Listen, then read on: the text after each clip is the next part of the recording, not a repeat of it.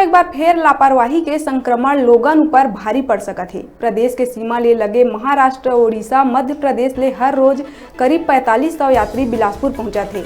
एकर बाद भी इनकर जांच के कोनो व्यवस्था नहीं है। खास बात यह है कि तीनों राज्य में ही कोरोना वायरस के नवा वेरिएंट डेल्टा प्लस के 30 ले ज़्यादा केस मिल चुके हैं।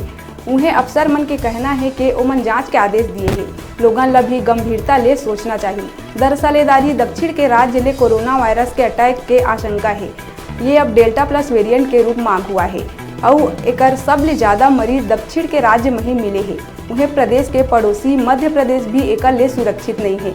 मध्य प्रदेश में डेल्टा प्लस वेरिएंट के 7 केस मिल चुके हैं, जबकि 2 मरीज के मौत हो चुके हैं।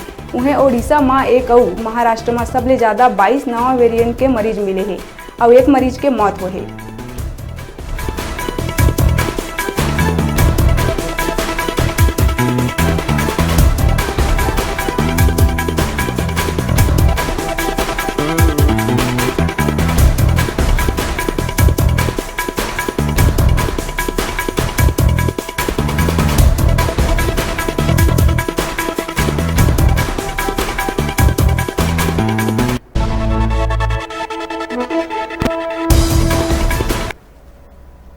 बेरा है छोटे से ब्रेक लेके आप मन दिखत रहा न्यूज़ 36 छत्तीसगढ़ की आवाज़।